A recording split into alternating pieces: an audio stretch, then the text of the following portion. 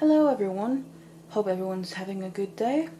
Today I'm going to show you how to make these, I call them double circle macrame bracelets. And it's basically almost, you make it in one piece, but it's almost like individual little links, which means you can also make matching earrings if you want, where it's just basically one link. So that's what we're going to do today. If you're interested, keep watching. Now I just want to show you up close how it looks.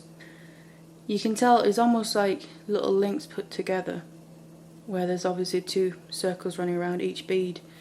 You can either make the whole thing the same colour if you want to, or make it two-toned like I've done with these, which I actually think is quite nice. It just gives it an extra little something special, I think. So let's get on with it. To make this bracelet, now what you're going to need is, you obviously need your cord, whatever cord it is you choose to use. I use 1mm satin cord for this. I really like the finish it gives because it's quite shiny compared to some other cords. So choose your colours. I suggest that you need 4 cords in total, 4 lengths. So whether that's 4 of the same colour or 2 of each colour if you use 2 colours, and each strand needs to be 2.5 meters. So you need 4 times 2.5 meters. So you use a fair bit of cord with this, but I do like the final look of it. You need your beads. For these I've chosen to use some oval Shamballa beads. I really like how sparkly they are. And you need some beads to finish them off at the end, basically to help create the locking part of it. I like to use silver stardust beads for that, or whatever you think will match what you use. You obviously need a scissor to cut your cords, and you need a bit of glue to finish it off right at the end. So, and then just a little note as well, you need just a little bit of extra cord. These are your working cords, that's why I've mentioned them as the main thing. You just need some extra cord to be your holding cord to wrap around your wrist, so that doesn't need to be very long, just whatever you feel comfortable working with. And then, now this isn't a must, this is just a really nice tool I find. If you have it, brilliant, use it. If you don't, you can easily find another way of doing it. But I like, for making macrame bracelets and things like it, I like using this macrame board. You can buy it in a lot of places now. It's fairly newly released, but I really do recommend it. It's nice to work with. You can also get it in a smaller size if you want to. This is the big one, so whether you have that or not, otherwise find a different way of doing it, no problem. So let's get started making it. Right, so we're now ready to begin. I've already set up the macrame board. You just literally take your holding strand, wrap it around these notches it's got to hold it, and you already want to throw it on your beads. In this case I use 5 of these beads for this bracelet, but however many beads you need to use for the size that you want to make. You then get one of your cords, whatever you want to start with, and then fold it over half so you find the middle of it, and then put it under your holding cord so the middle is under it. You then want to make just a regular square knot just to fasten it.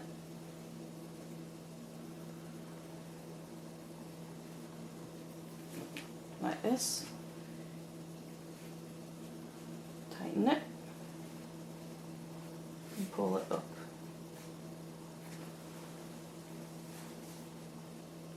Then if you are making a multi-toned one, two-toned like mine are, you then get your other cord of the same colour, do exactly the same thing, take it under, and then just make, actually it's not a square knot, it's half a square knot basically. It's just to fasten it to your holding cord. there, push it up to the top, under the other one. And now you just want to do that with the rest of your cards as well. So now you should have something that looks like this. So you've attached all your cards and pushed them right away up to the top. Now that's your beginning point. Now before we start adding the actual beads, what you want to do is just make the first section, if you can tell on this. The first half is basically where you've attached the cards, and now you just want to get your cards ready to start making the circles. And I'll show you how to do that now. Right, so your cards are in this position. You can tell the ones that are coming out from the very top 2 cards. You want to start with them. So you get them down, ready to start working with. Take them over all the other cards. Now you just want to do a regular square knot. Again, like I usually say, just start whatever side you're comfortable with, it doesn't matter. Now this time you want to do a full square knot.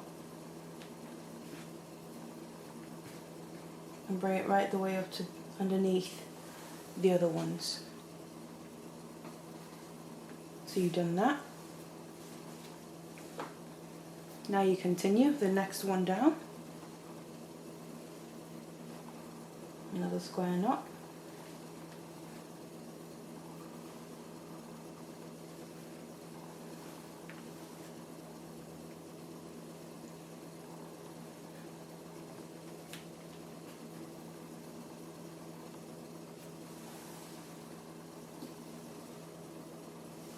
And again, and you keep taking them over all the other cards.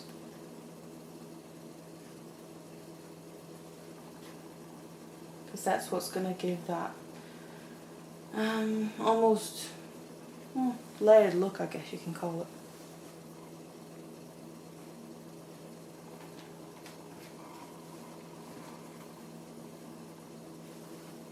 And the very last one.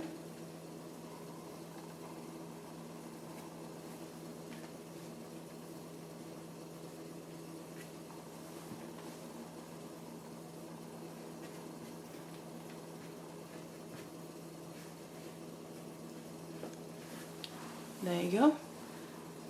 And that's about how it should look now at this stage. What you want to do now is, if we go to the beginning, you want to start making your circles. To make your circles, you grab 2 of your cards. You can either start with the 2 top ones or the 2 bottom ones. I usually like to start with the 2 bottom ones for some reason. And then you grab the very bottom one of them, that's your holding card, and the other one now becomes your working card. And then what you do is your working card, you take that over the top of your holding card, and then go through the loop, pull it back, under, and through the loop, and then you pull that tight. That's your first one. And now you do the opposite, so you take your working card underneath the holding card, and then pull it through the loop and pull it tight. Now that's basically your first knot of the first circle you're going to make. You keep going like this, over and through the loop, under and through the loop.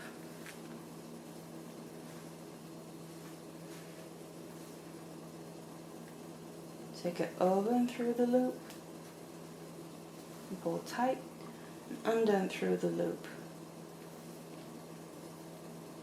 and pull tight, and you just keep going and make as many of these as you need for the card then to meet up with the original holding card down here.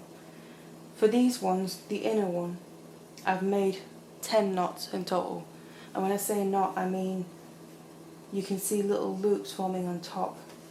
Technically it's 2 knots that form one. So over and through and under and through, that's 1 knot. So I make 10 of these to fit these beads. Obviously you can make them to fit whatever you're using. And then you do the same thing on the other side. You do the same thing with the ones above. Obviously with the ones above you want to make more because that circle is going to be bigger. But again, it all depends on the size that you're using of things. So just adjust it to that. And then when you've done all them, I'll come back to you then. And then we'll take the next step. So now you've reached this point where you've gotten all these sections ready for your circles. What you want to do now is obviously make them come together to form the circle. You get your inner circle first. From them you take the two, what you were using as the holding cords. These are the ones that are coming out right at the bottom.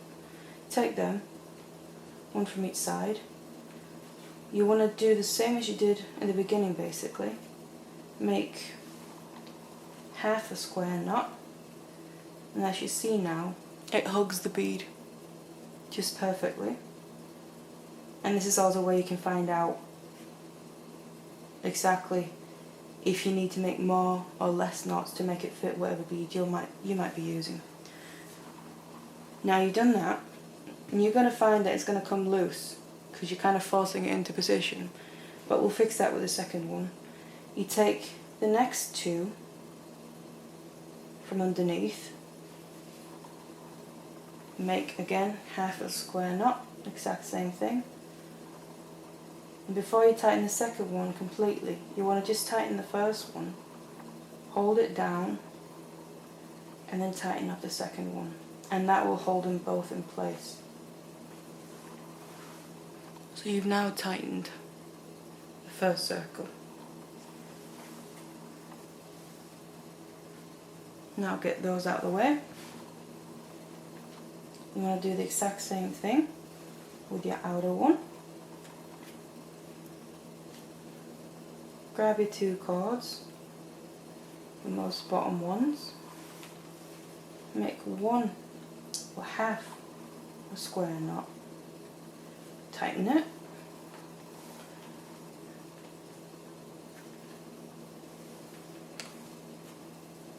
make sure the other cords are coming underneath,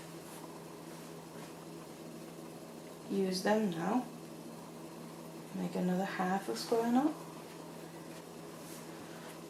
And then before you completely tighten the second one again, go back to the first ones, hold down with your finger, and then tighten the second one. And if you need to, you can just go back and tighten them all. Because you have only made one knot with each, which means they don't hold as well as if you make a complete square knot. But now you've done half a square knot with each cord. And then I'll show you the next step. What you want to do now then is get your cords ready again to make the next circle with a bead, like we did up here. So you grab the very top two, one on each side, bring them over all the other cords. So you have them ready now. And now you want to make a full square knot, just like you did at the top to start off with. Tighten that.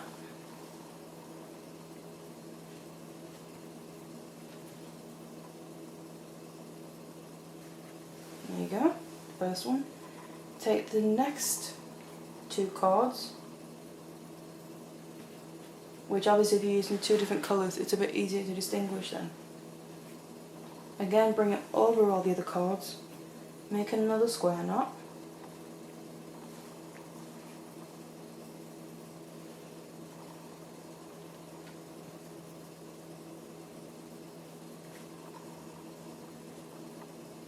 And always lay them out to the side, so remember that you need to bring the other ones over.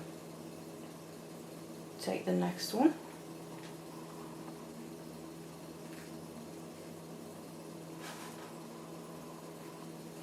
Make another square knot, a full square knot.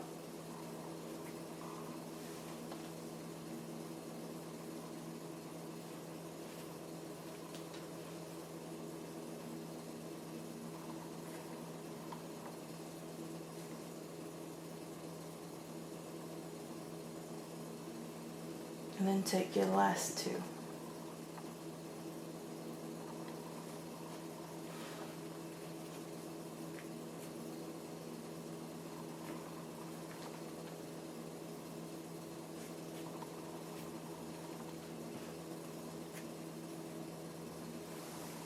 There you go. Now you should have something that looks similar to this. And what you can do is just, while it's on there, before you then move on to the next one, just push it up a little bit. That'll make it even more round. And as you keep going, it will hold them in place. And what you find is that basically the colours will switch place, which is what gives the effect. If you can see on this one, where they change position with every circle.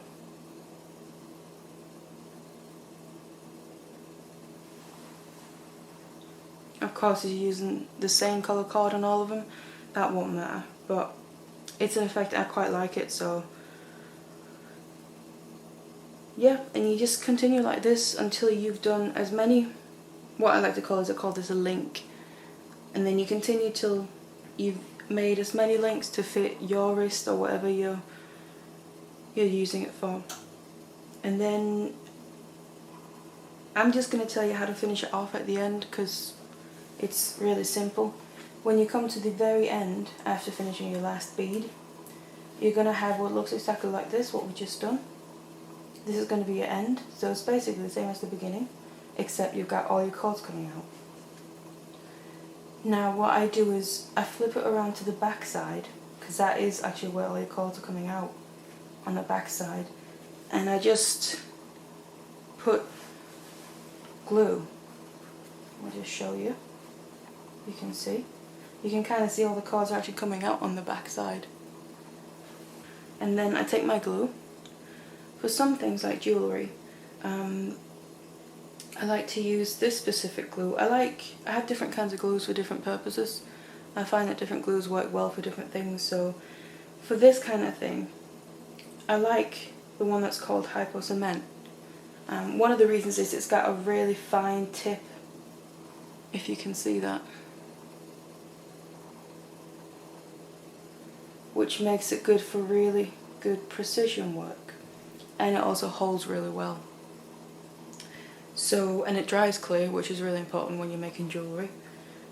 So all I do is I just fill this whole part up with glue, make sure to get into little spaces and that, so it's basically going to hold the cords tight, and then once it's dried a bit, I cut them off, and that's basically it.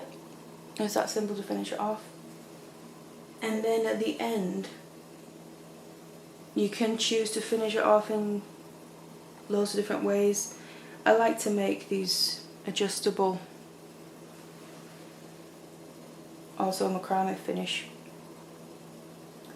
They're really simple to both make and to use as well. You can use cord ends if you want that look, it's completely up to you. Or if you can think of something else, it's fine. I'll show you the earrings as well that I made to match. If you can tell, that's basically just one link. So all you do is you've done what I've just showed you. You stop where we are now, instead of continuing for a bracelet. You just make one link to do one earring. So you would just put glue on here now in the back and finish that off, and you would have an earring like these. So I hope that was useful for you, and if you want to give it a go, please feel free, and otherwise, thank you for watching.